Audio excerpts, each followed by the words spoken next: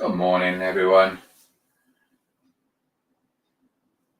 Thought I'd just come out to the loading room and do a quick live stream. I'm doing some reloading, and I thought I'd come out and have a chat with you guys. See if anybody wants to jump on you this morning.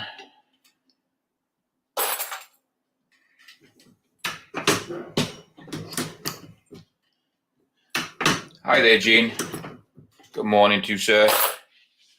It was just an unprompted live stream this morning. I thought I'd do.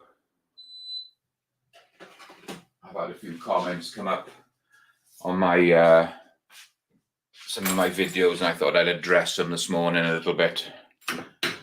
Hi, Dale. Thanks for joining us. It's not going to be a long live stream, guys. I'm finishing off doing my 3030 brass that I picked up. You saw the live stream on Monday where I was starting to get it ready, depriming it, cleaning it, started to size it. So I got a bunch here that I'm still going through.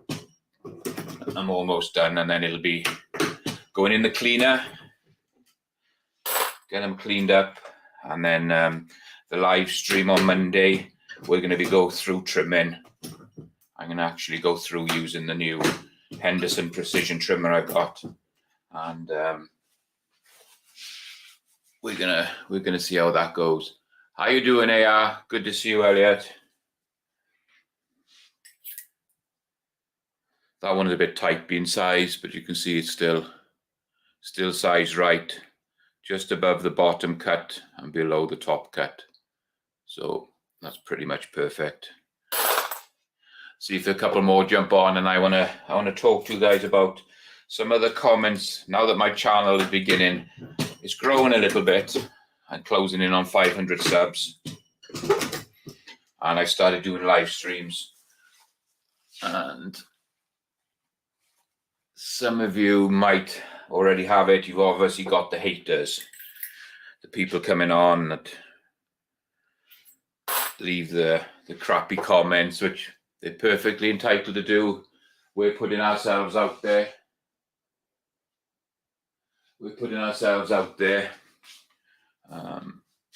For the public to see. We're doing our videos, so we got to expect that if you're going to get haters, we just got to suck it up and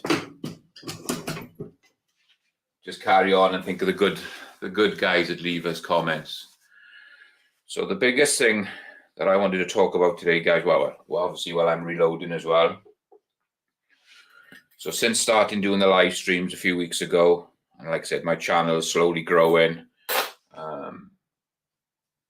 Some of the comments coming in about my loading room, about some of the equipment I've got, the guns that I'm buying. People are coming and say, you heard the word, the gun snob. Yeah, I probably am a gun snob. I like nice, good quality firearms. And it goes the same in my loading room.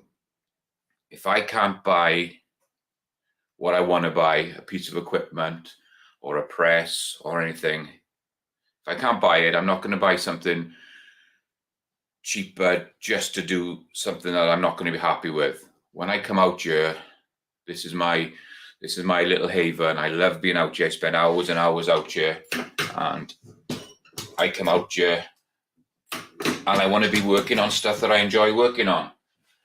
So yes, I do spend a lot of money on my reloading equipment and on my firearms.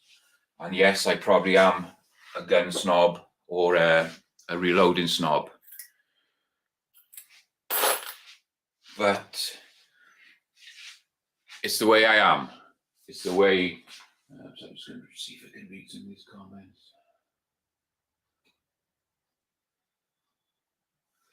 So, little back history. I lived in a small town back in Wales, and both my parents worked. We didn't have a car in the family till I was 14. Both parents worked long hours. we never went without food or nothing, don't get me wrong, but we didn't have the lifestyle, the holidays, the cars, the expensive stuff. We were just a small town family, and we didn't know any better. And as I was getting older and started working myself and going out and doing stuff, I decided a long time ago that I'm never going to do that again. I'm going to work hard, I'm going to earn money, and I want to better myself. And I carried that on all through my life. As a teenager at 18, 19, I was working 90, 100 hours a week, night shifts, day shifts, to get enough money to buy a car that I wanted. And I saved for almost 18 months to buy this car that I wanted. And I've carried that on all through my life. Then when we moved over here, we moved to America, I set up a Mac Tools business. And I arrived here in 2009. And if you'll probably all remember, 2009 was probably one of the worst years with the recession and everything was rock bottom. And we struggled. We came over here, a new country, a new business, didn't know anybody, and we struggled. But I just cranked down and worked and worked and worked and worked. I was doing 100+ hours a week, and just worked hard, and I got to where I am now. So that's a little bit of a back history about how I was when I was younger. Bring it on into now when I started reloading. So like I told my wife, I'm never going to pull any money out from the house money. I'm not going to pull any money out from the business money. That's there for the house, the business. Anything that goes on in my loading room, I've got to earn the money a different way to buy everything. And how I went about it and how I decided to do it, I was going to go and buy and sell. So I didn't know a lot about guns then. I didn't have any guns in the UK. I didn't know about reloading. So I sat down and I started learning. I started reading. I started talking to people. So eventually I thought I had enough knowledge to go out and do it. So I started going out and buying product. I was going out and buying presses. I was buying loading equipment, buying primers. And then I'd turn them around, keep what I wanted, and flip the rest. Put the money in the pot. And I did that for years. So eventually my pot was growing and I could go and buy something else. And then I do the same. I decided I wanted to buy a Dillon 650, complete Dillon 650. What are we talking, $900 back then? I knew I had to go and buy enough product, start selling it to make that $900 so I could go out and I could buy my 650. Just going to read some of the comments, see if there's any haters, any questions in here. What we got? All one guy. Hi there, G23. Hi, good to join. Thank you for joining us. Say hello to AR. Jay Miller, good morning. Thanks for joining me. Curtis Long, hi there. Drew Bradley, good to see you, Drew.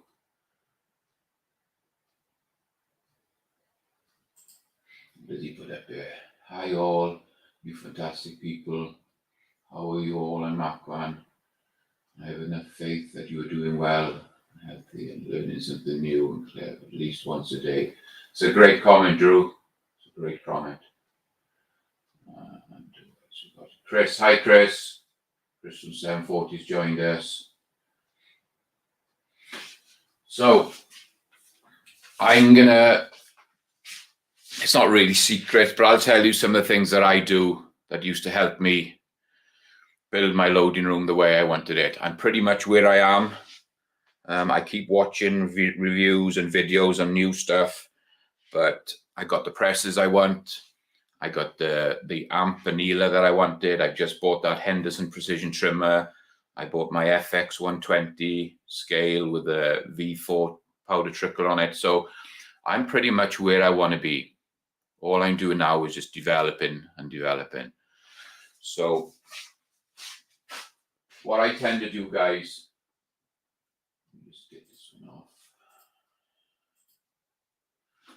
So if I decide, let's say, I want to go and buy a new Reading T7, and for argument's sake, it's $1,000. Let's say it's $1,000 with everything set up, and I've got $300 in my pot. So I'm not going to go and spend on a credit card. I'm not going to go and spend my house money or my work money. I got to go and earn another $700 so I can buy this press. So what I start to do, guys, is I'll go through Facebook. I'm going to go through Craigslist. Any source that you can go, and if anybody's selling anything gun or anything reloading related, doesn't matter what it, doesn't matter how small it is. It could be a set of old sights off a 1911 someone's got up for $3. It's gun related. What you need to do is you need to get hold of them and go over. And if it's a $3 or $4 item, if there's nothing else there, still buy it. You've wasted your time. Just buy it. And if you have to throw that little bit away, you throw that little bit away. But it might get you in the door for other stuff. So when you go over there and you start talking and you show an interest and you ask the people how they're doing and you start chatting to them, and then you just slip the question, well, have you got any other reloading equipment that you might have for sale? Have you got any other guns? Have you got ammo you want to get rid of? And then all of a sudden they might start opening up to you. And from just seeing that one little item that they're trying to sell and get rid of, you might walk away with a few hundred rounds of ammo. You might pick up a pound powder, or you could turn around and you end up having 10 presses out of there. You just don't know. So that's one way you can do it. Obviously, driving around garage sales, you've got to go up to these people and say, have you got any ammo you want to get rid of? Do you want to clear any stuff out? Do you want to get rid of your guns? And then you just got to commit to buying that stuff. And you bring it home, you sort through it, and you flip it. You don't need to keep all of it. And then you turn around and you flip it. You keep the good stuff that you know you're going to use, put it on the shelf. And say, for argument's sake, you spent $300 on a bunch of product. You pull out $100 and you keep it on the shelf. You still need to try and get $300 for the rest of the products here. So you're always breaking even and keeping your stuff. And that's what I tend to do. And it's a lot of work. It's a lot of time on the computer, a lot of time on the phone and driving around. But it pays off. There's so much stuff out there and it really pays off. Another good source, guys, if you live near like retirement communities or over 55 communities, they're always doing estate sales. People are passing and they're doing estate sales. That's a great way of getting into the door and finding a lot of loading equipment, maybe a lot of guns. Normally with estate sales, you have to pay a little bit more for stuff, but sometimes you get some really good stuff. So that's another way that I've done it as well. I've been to recently. I went to one lady's house. Her husband had passed, and she had an ad up for some stuff for sale. And actually, when I went over there, it was stacked. I think I ended up buying 4 presses, maybe 20,000 primers. Probably the same in bullets, bags and bags of brass, and all sorts of stuff that I'd never seen before. Just oddball. There was coats, there was books, there was DVDs, and everything. And she bundled it all together, and I went back over there, and we sat down in the garage, and we were talking, and I said, "Okay, what would you like for all this stuff?" She goes, "Oh, I don't really know. Make me an offer." So you've got to be careful, guys. At the end of the day, you're in it to make some money, but you don't want to rip people off. And so I bounced back and forth a few times with her saying, "Well, I don't really know. You tell me, what would you like? What would you feel comfortable letting me walk away with this stuff?" And she threw out $300. And I thought, that's just way too low. Don't be that person that just grabs all that stuff, walks out that door with $300. At the end of the day, guys, karma can come back and bite you in the ass. So you've got to be fair. And at the end of the day, when she threw $300 at me, the way I went around it, I said, "Cool, we'll do it. I'm quite happy to do that. That's a nice, fair price. I'll take it." So I gave her $300. We loaded everything in the car. And just as I was leaving, I said, I hope you don't mind me doing this, but your price was way too low. And I gave her another $300 on top of what I paid. So I walked away paying $600. Some people might think that's stupid. To me, it's good karma. At the end of the day, I'm going to make a lot of money on this stuff. And she didn't have no idea what it was worth. And I'm not that person. I still got it cheap, guys. Don't get me wrong. I still made a lot of money on it. But you don't have to rip people off. Well, they're not really ripping off because they've given you the price. But some old lady didn't know what she had, and she was just threw a figure out there thinking that'd be good. Just give her what you were prepared to pay for it in the first place. At the end of the day, it's good karma. You get good stuff. She was happy. She ended up doubling what she thought she was going to get, and I felt good about it as well. I brought the stuff home, and I tripled my money on it. No problem at all. Got to put the work in now. And it's the same at the moment. Just a quick look, guys. If you look down there, let's see if I can do this. I got brass down here that I picked up. I got brand new 243 Nosler brass in the box. I don't load 243, so that's going to be up for sale. I got 2 boxes of that. I got brand new 6.5 Creedmoor in the box. I don't load that, so that's going to go up for sale. I got all this nickel 40. I don't load 40, I load 10 mil, so I don't need to keep that. That's all going to go. There's a bag here of 38 Super. Brand new Remington 38 Super. Don't load it, it's going to go up for sale. And then this is all once fired 340 Weatherby brass. All in the box. No good to me, I'm going to sell it. And I've got brand new 340 Weatherby Nosler brass. I got 2 bags of that. It's got a value of $340. If you price this up on the sites, this new Norma brass is $340 for what I got there. I got it priced up at probably take $150 for it. So you can see, guys, you collect a lot of stuff over the years, and then if it doesn't sell, go to a gun show. Brand new 204 Ruger brass. Ruger 204 unprimed brass. Brand new Hornady in the box. So I got new unused brass here, guys. Big bucket of it. This is just one of my totes that I got with stuff in. So that's the way that I do it. That I can build how I built my loading room, and it works for me. You put the work in, you get the stuff out. Oh yeah, Walter's just bought a 38 Super. I think I'll drop that into him.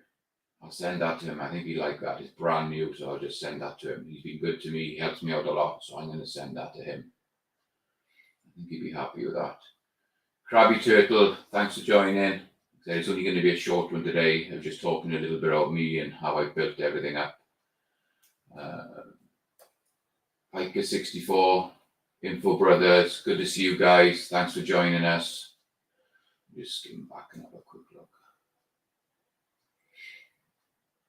Dale Pogue, he managed to get hold of some small CCI primers this week at his local shop. That's cool. Hopefully they weren't too expensive. Hi G23, thanks for joining me. Let's go back down through these quickly, guys. AR Guns got a box of small pistol primers. They were $100. It's about where everything is at the moment. He also wants a cowboy holster.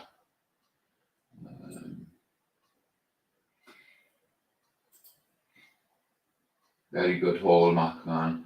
Yeah, but that's not just one haul. That's weeks, months of looking for stuff. It's just, like I said, I go around, find the stuff, sort it.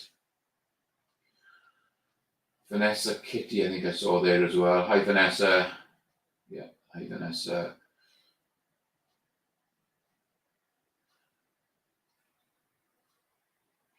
And like I said, once you get a load of stuff together, guys, and if it's not going too well on your normal places, once you get a few totes together, just spend $100 or $120 and get a table at a local gun show. If you price this stuff up right and it's not too expensive, and you're just making enough to cover what you spent, and you're making a bit of profit towards your next purchase, just let it go. Don't be greedy. You don't have to sell it for top whack and get full money for it. All you're trying to do is fund your next purchase, and it's fun. I enjoy it. I love going to gun shows, talking to people. You pick up so much knowledge from some of the older guys. They come around, they see stuff, they start talking about stuff. Some people think it's a bit of a pain, but I enjoy it. I enjoy talking to people. I'm a talker. So there's plenty of ways you can fill up your gun cabinet and fill up your loading room without having to touch your own, as I say, your own house money or business money. If you're prepared to put some time in, go around these places and buy this stuff,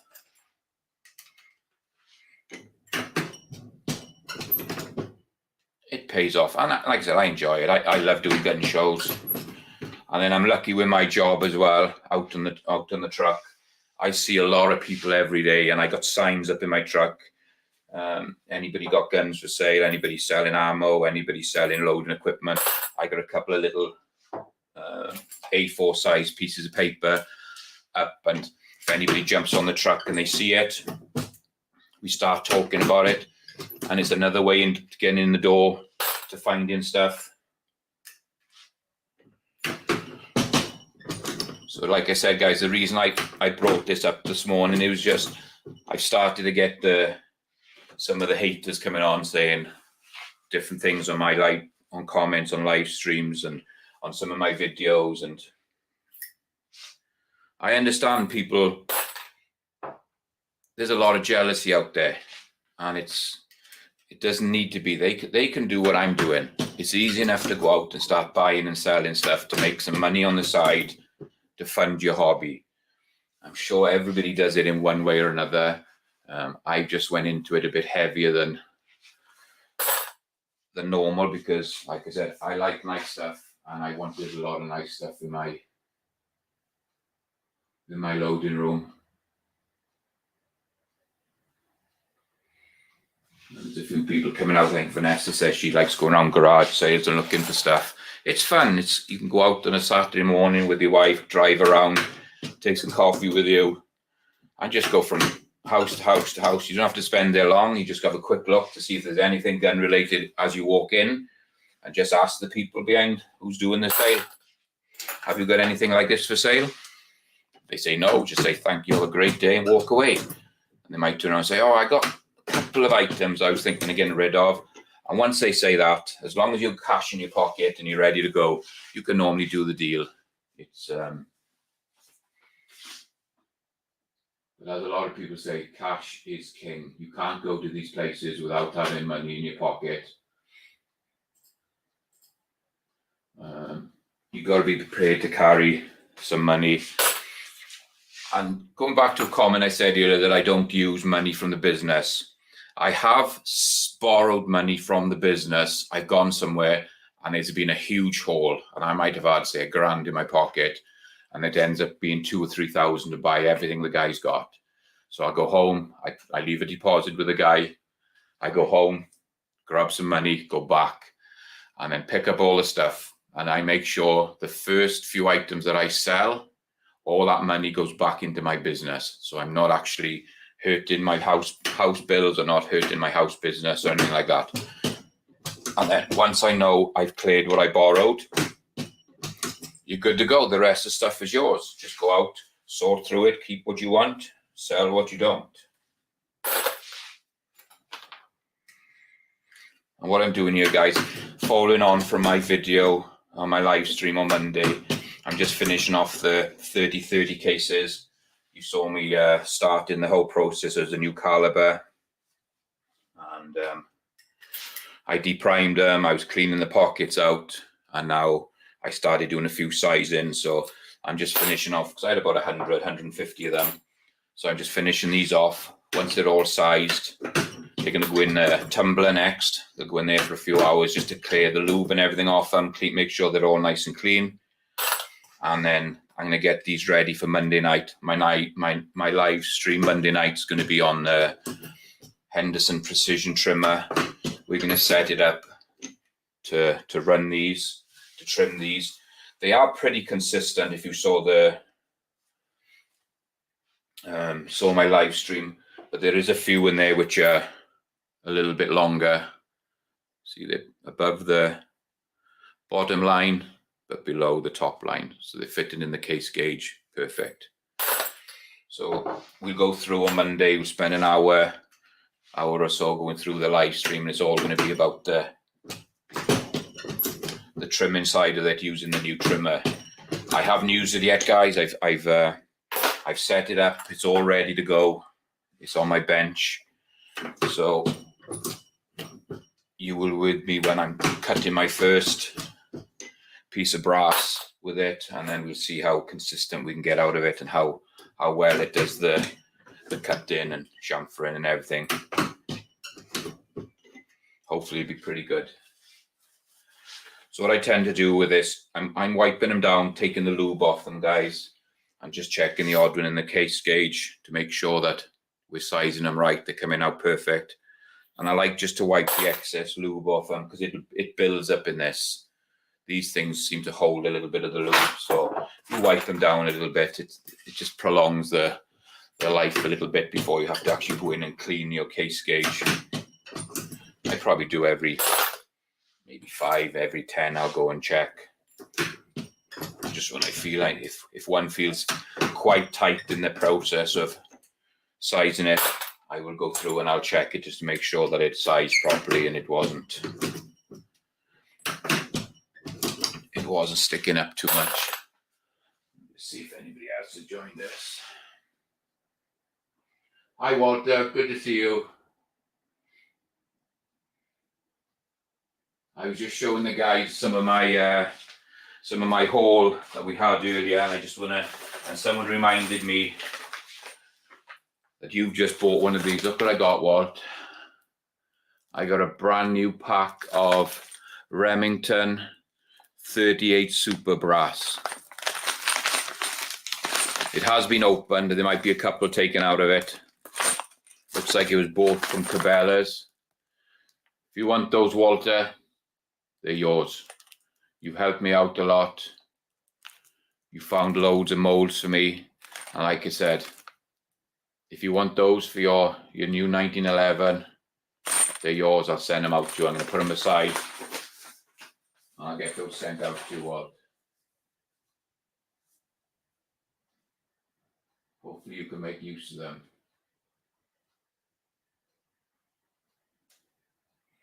So Vanessa's dropped a little question in here. Let me just see this. Where is it? So Vanessa said, so before cleaning, you size the brass. So with this brass, Vanessa, I actually bought it as once fired 30-30 brass, and it came clean. It had already been really well cleaned. So I just went ahead, popped the primer out, cleaned the pocket out with a pocket unifier, lubed them, and then I'm sizing them because they're already clean, and going through the process of just popping the primers and cutting and cleaning these pockets is not leaving any dust, dirt on them. So I just went ahead and did that process without cleaning. But if I go to the range and I shoot my stuff, I'll come back and I clean it first. It'll get cleaned before doing anything. But because this was already nice and clean, I didn't bother cleaning it again. So I just went ahead and did the process. But now that I've done the process of depriming, cleaning the pockets, they've been lubed and they're sized and they've been checked and they're ready to go. Now I'll clean them because they have got the lube over them. So I'll give them a clean now, because when I trim them, it doesn't really mess them up and I won't need to clean them again. So I'm going to clean them. Once this process is done, they're going to go in the cleaner, the dry tumbler again, get all the lube off them. They're going to be trimmed and then they're ready to load. But you always want to make sure they're clean before starting any process, because otherwise you're just going to scratch stuff. You're going to scratch your dies up.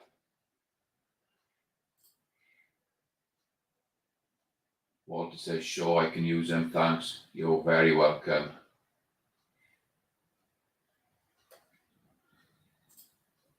Vanessa, hi G23, sounds like good news on your leg.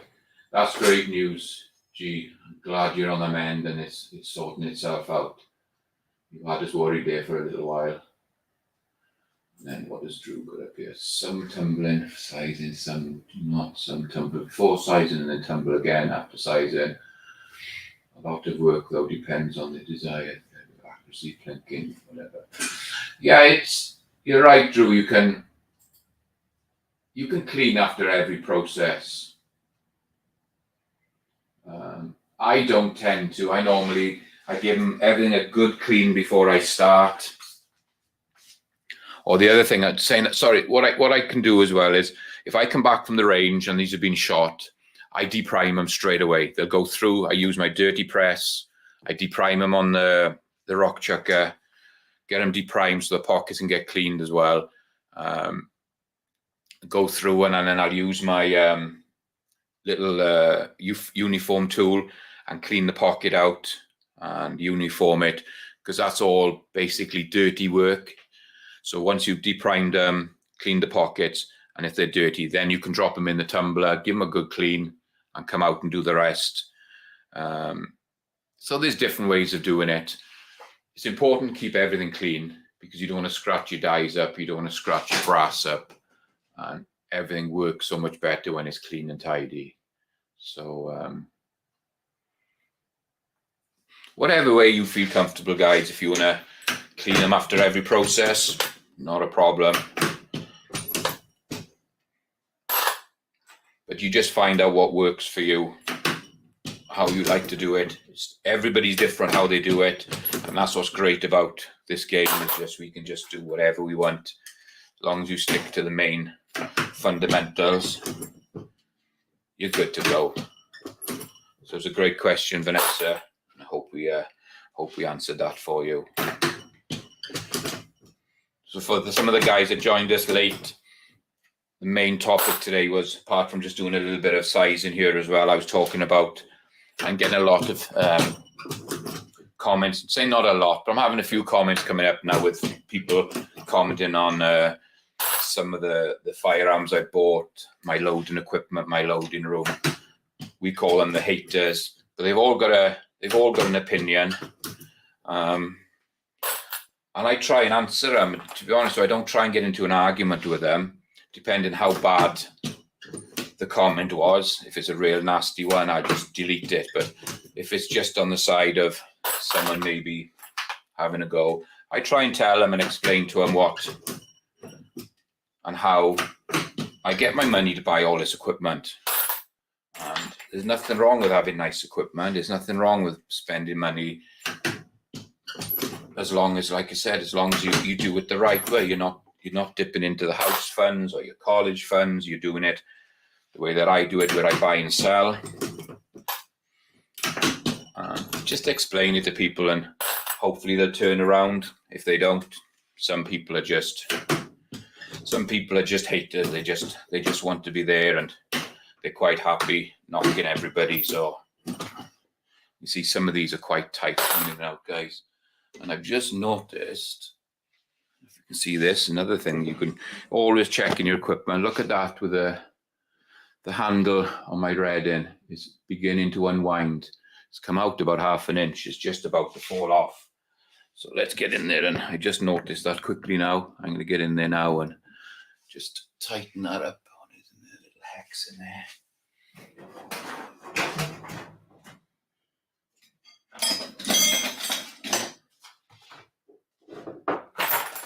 It's always good to have a few tools in your loading room.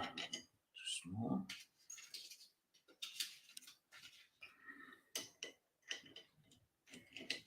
Wrong size. Must be one of these over here.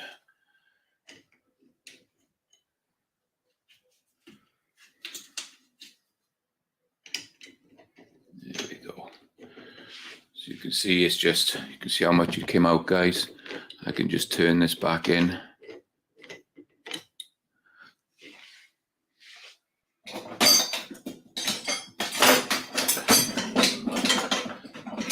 It's like when I messed up on doing the 45 ACP the other day. I wasn't watching the die, so it just needs just a little nip up there, guys, and it's back on. So it's always worth keeping an eye on stuff. Things move, things come loose. You've got to be on it all the time, otherwise you can make mistakes. Things happen. So there we go. Let's just go back and check the comments again.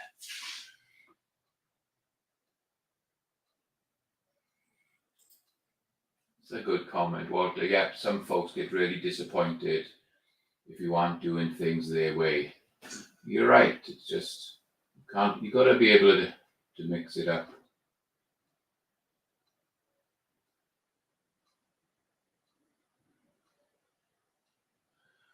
AR says, does that handle work out that often? That's the first time it's happened to me in maybe 2 or 3 years that I've been using that die, that press more consistently, AR. I just nipped it up now, and it'll probably be fine. If it does it again, I'll put a little bit of thread lock on it. But it's the first time it's happened.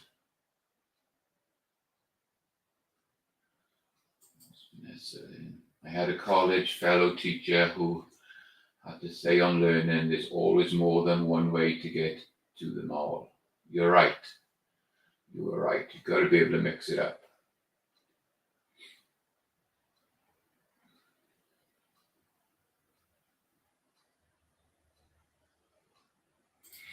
And then Info Brothers, I know what you mean about the money. I want to buy a new Cinnamon 45 Colt, but the boss says the roof comes first. Time to sell something.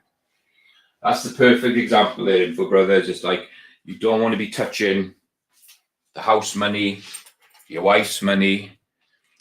But if you had a couple of $100 in your pocket and you go out and you bought some loading equipment for that $200 and you turned it into $500, and then you did the same again, you can buy your Cinnamon and you haven't touched any of the house money.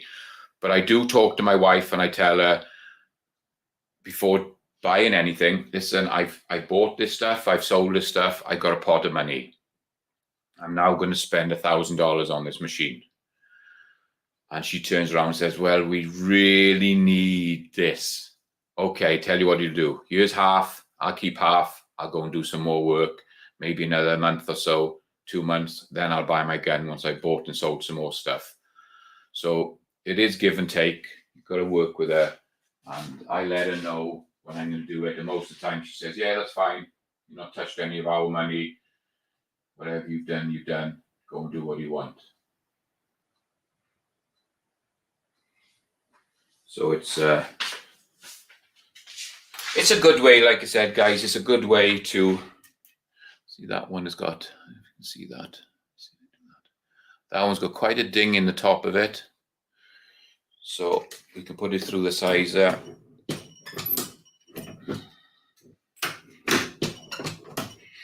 I tend to put them through twice.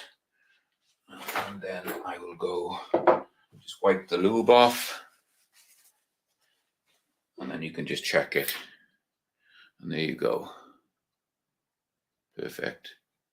And it's taken the ding out, and there's no damage there. Here's one for you guys, being there's a few reloaders on here. Let me see if I can get this. So I'm sizing this piece of brass, and it's sized, it's cleaned and ever, but there's a dent in it. And I don't know if I can see it. Can you see it there? It's on the flat of the case, but it does go up onto the, I'd say going onto the curve of the neck of the brass. I don't know if you can see that. Let me clear this.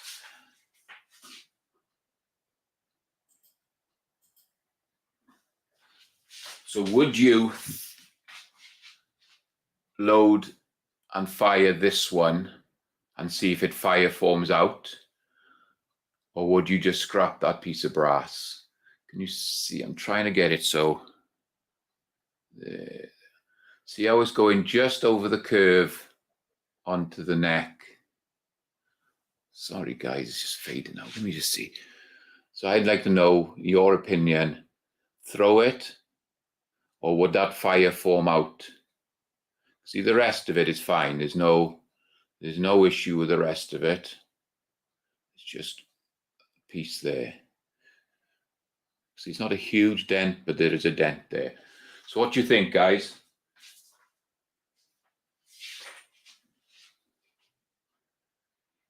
G23, I wouldn't use it. And AR, yes, load it. J Miller.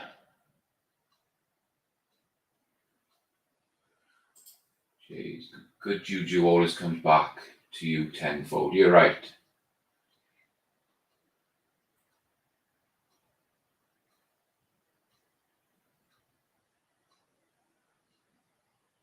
And then what else?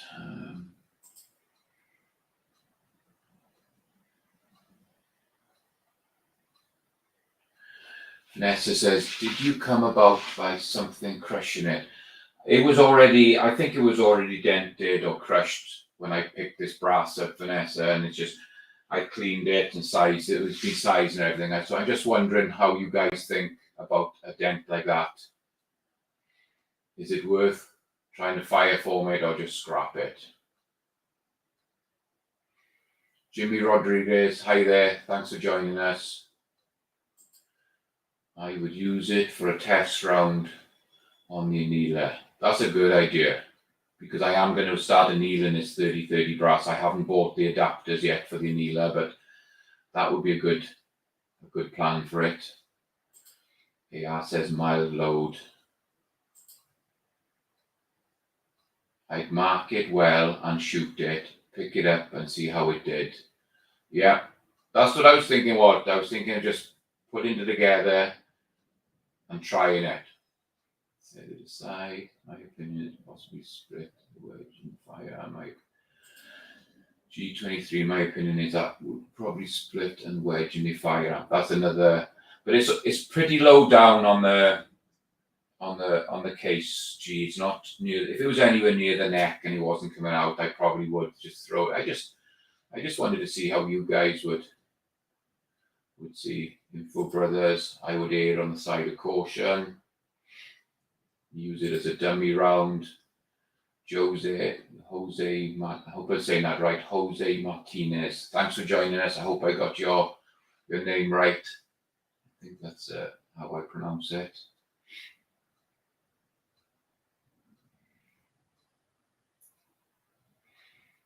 Vanessa says, rule number 1 in food inspection, if in doubt, throw it out. Nice comment. I like that.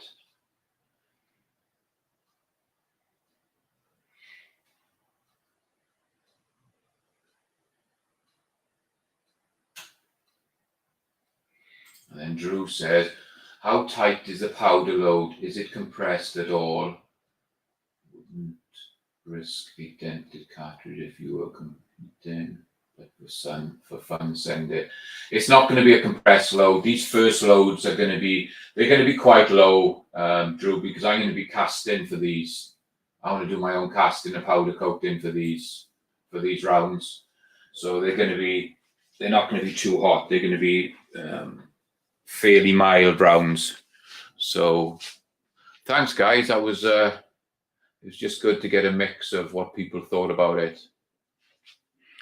So it's going to be a choice between, like the guy said, maybe use it as a dummy round for annealing, or as Walter says, load it and shoot it and then check it out afterwards. Because a few of these pieces of brass have got little dents further down the case, but this is the one that I came across, which actually goes on to the neck part of it a little bit more. So I just thought I'd ask the question, and thanks for your comments, guys. I appreciate it. It's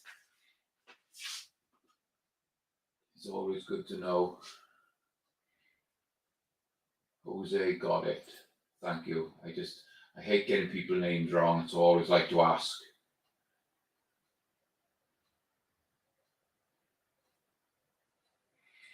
G says that's a deep dent in the brass and it's probably weakened.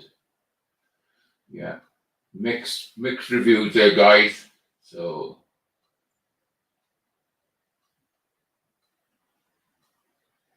and Dale says, for my 30-30, I buy Extreme bullets.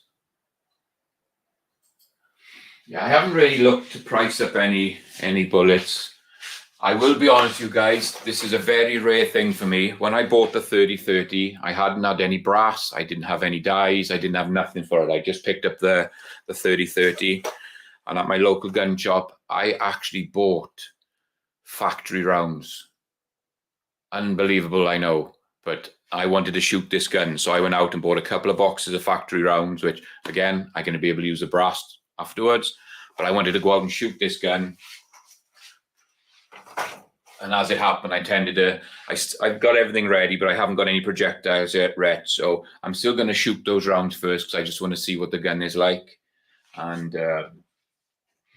but normally I don't buy factory rounds, guys. I have bought these a few years ago, 460 S&W, because it's a little snub nose 460 I've got. I didn't know if I was going to be keeping it, so I just bought a couple of factory rounds for that. Because I haven't got any loading products. I don't know if I'm going to shoot it enough to justify buying the setup to load. So I got those factory rounds. And when I bought a couple of pistols, the gun shop actually gave me a few boxes of factory rounds. He gave me a couple of boxes for my 500 S&W, which I do load for now. So I got a few of those. And lucky enough, he gave me some 41 mag. When I bought one of my 41 mags, he gave me a couple of boxes of those when I bought the gun. So he takes care of me. But other than that, I don't tend to buy factory rounds. I carry factory rounds in all my carry guns. If I'm going to carry a gun on me, there's always a factory round in there. I don't load my factory guns. I know some people do. I tend to just run factory just to be safe. Uncle Jim, hi there. Thanks for joining us. Tactical Fud has joined us. Good to see you. So there you go, guys. I wanted to tell you a little bit about how I raised my money for buying all this equipment. I wanted to tell you about some of the haters that I've got. Some of the haters I've got coming up that are leaving comments. We probably all get them. We're all putting ourselves out in the public view by doing these videos and live streams. So we probably all come across it at some time, and it didn't upset me as such. It just bugged me a little bit because I just wanted to let people know that I wasn't born with a silver spoon in my mouth. I haven't been handed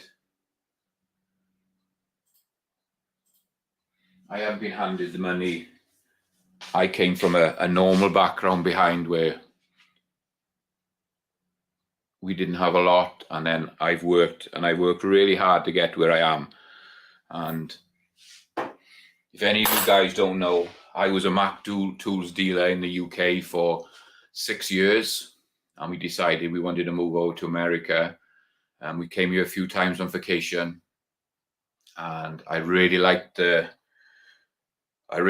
country. I liked the people. I liked the attitude of people, and very friendly, a lot more upbeat, a lot happier than what you see in the UK.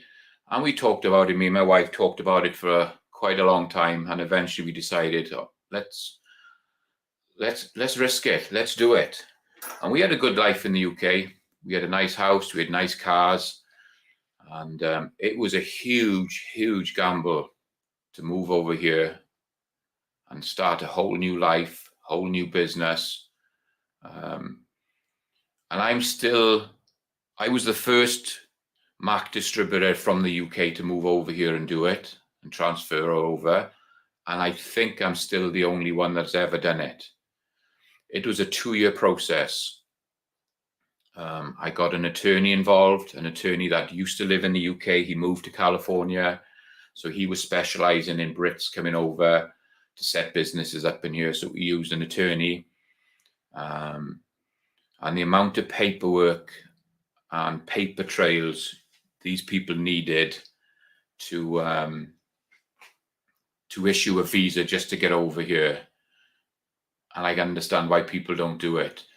It's down to the fact where, say that you needed to basically buy a stamp to put on an envelope to send paperwork to your attorney.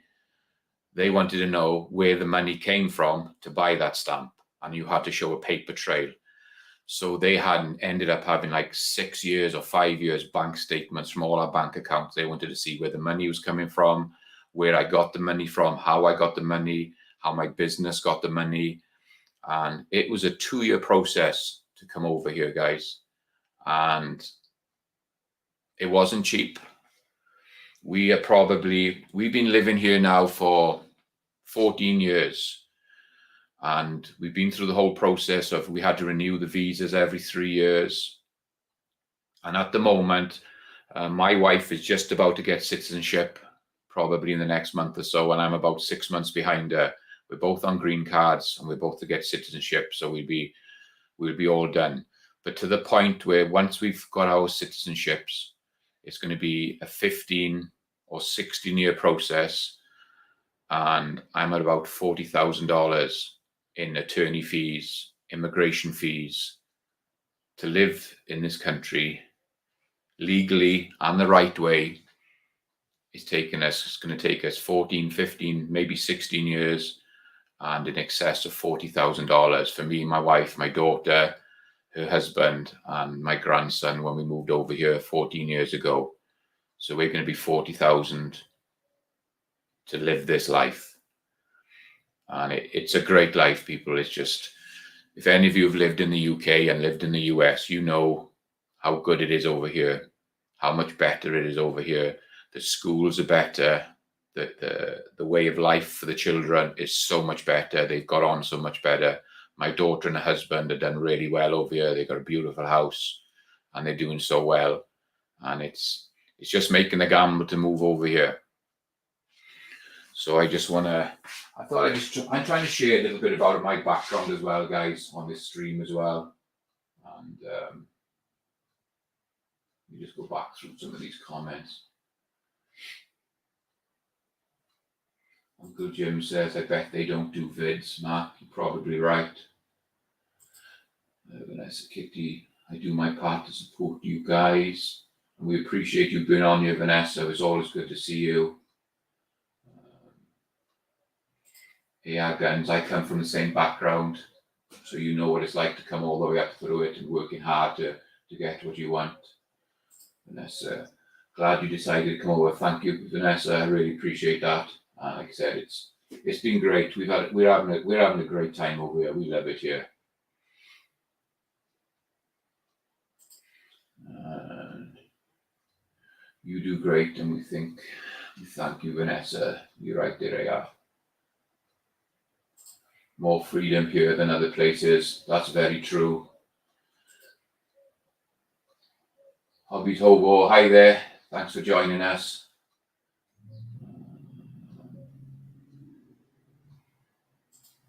And then Uncle Jim, what cars in the UK? I want an old Austin Healey 100 with a folding windshield. To be honest with you, Uncle Jim, the cars in the UK are pretty rough, the older ones. It's really hard to find nice cars because of the weather over there, how much frost and ice they get over there, how much salt they put on the roads. Everything rusts and rots over there. It's tough to find the old original cars now that haven't just fallen to bits on the floor. We have a lot of the cars that you have over here, especially the European and Asian stuff we've got. We have Renault, whatever you want to call it. We have Citroen, you don't have over here. Skoda was another one we had. Ford is huge. GM, but we call them Vauxhall. So the whole GM range in the UK is called Vauxhall. We don't have like the larger pickup trucks unless somebody imports one and just drives it around for fun. But you don't see nothing much bigger than a Tundra, Nissan, is it Nissan or whatever the Tundra is about. We got them in the UK. We got the Forerunners, and the BMW M5s, M7s, is it, the bigger ones, plenty of those. But as for the bigger stuff, we don't see much of that in the UK. The roads aren't good enough for that sort of stuff.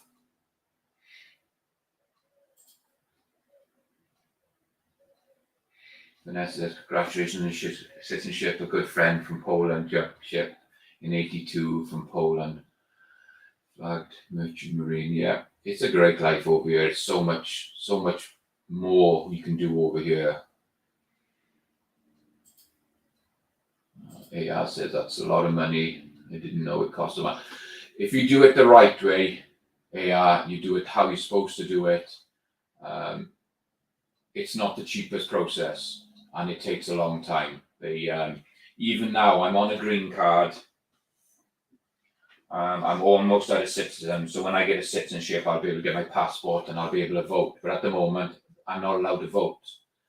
And another thing a lot of people didn't know is when I actually was issued my visa in the UK, I had to sign like a contract. And that contract said that I would never run for presidency, I would never run for Congress, never run for any sort of politician. I would never claim any benefits. If the kids went to school, I wouldn't be allowed to, I don't know if they do like free meals or free, I wasn't allowed to claim any of that. I had to sign a contract to say that I would not do any of this just to get my visa. Wasn't allowed any free medical. I'd have to pay for all my medical and everything. And I had to sign a contract to say that I was willing to do that before moving over here. So being on that side of the bridge and looking over to some of these people that just jump the fence, come over, they get a vote, they get free medical, they get this, they get that. You can see why I get a bit pissed when I had to sign contracts to say that I wouldn't do what these people are doing, and they're getting it, and they're getting a vote, and I'm not allowed to vote until I become a citizen. And that's the only bad thing that I'd say. I just wish everybody do it the right way, but obviously that's not going to happen.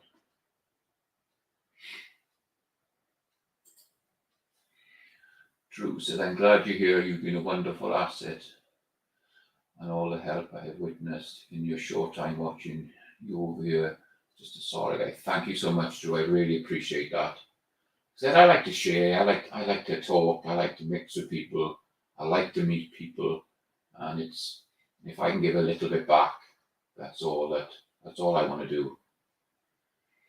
And Uncle Jim, what does Uncle Jim says? Yes, Uncle Jim shows like the second gun show I've ever found on YouTube. Uncle Joe's show was like the second. That's cool. I'm just going down now, just having a quick read of these comments, guys, and then we'll start to wrap it up.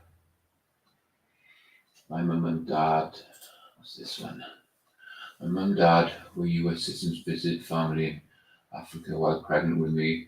I came month early. It took 5 years to get me home to the US.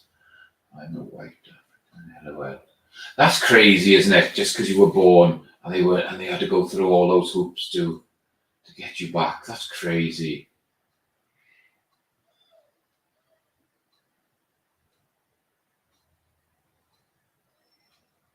Yeah, you're right there. I've never found a mythical free medical.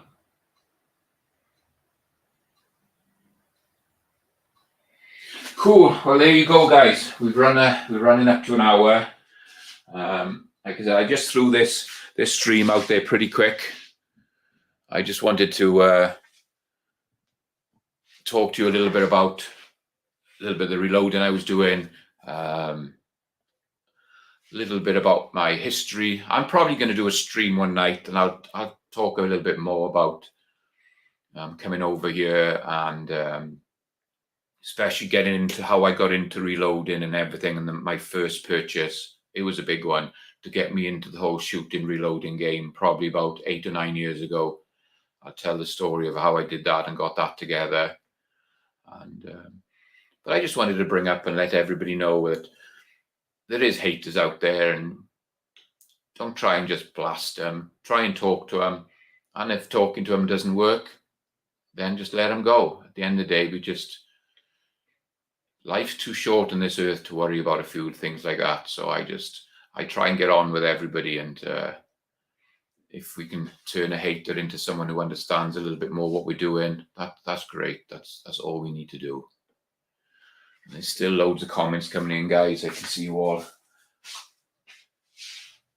I seem to have opened up a can of worms with a few things I've said today. But there you go, guys. Let me just go quickly through, see if I can catch some of the people. So people who joined us: Elliot A. Guns, GDW, Drew Bradley, Vanessa Kitty joined us, G23, Info Brothers, Tactical Fud, GDW Outdoors, Uncle Jim joined us, Vanessa Kitty, Drew Bradley, Hobby Hobos, G23. Sorry if I called you out multiple times, guys. I'm just going back through the comments. Tactical Fud, Krabby Turtle, Dale Pogue, G23, Jose Martinez. Got your name right. Thank you for that. Info Brothers, Viego joined us, Jimmy Rodriguez, Jay Miller. Hopefully I'm not missing anybody out here, guys. I'm just going back through all these comments. There's a lot of comments today. Crystal and 740 jumped on. Reloading from the Hot Pot joined us.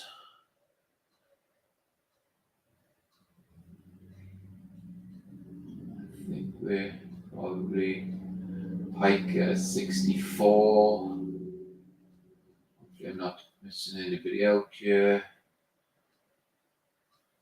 Okay, I think that's Curtis Long, sorry, not Chris, Curtis Long joined us.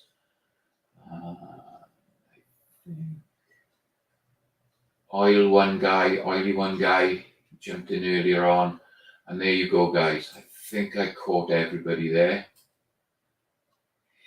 So again, thank you so much for joining me, guys. This was just an off-the-cuff live stream that I wanted to do. I just wanted to do quickly, and I'm off to work. I sold a couple of toolboxes this week. I sold a big one from my truck, and my driver sold one. So we're going to put them on a trailer and go and deliver them to the guys today. So I'm going to be going out to work now in about half an hour. So I thought I'd jump on here quickly, do a quick live stream. So I really appreciate you guys jumping on. Give you a little bit of history about me and what I'm doing. Hope it was interesting for you guys. And hopefully we'll see you on Monday night, 7 o'clock AZ time. We're going to do a live stream, and we'll be doing the Henderson trimmer. Just trying to think, what are we on Saturday? A Hillbilly Uppers does his stream tonight. The American Scotsman, I think he does a stream tomorrow night. And then I'll run through whoever's doing streams during the week on Monday when I see you guys. So I'd just like to say thank you so much for joining me, guys. Hope you all have a great weekend. Look after yourself, be safe, and we'll catch you on the next. Have a great day, guys.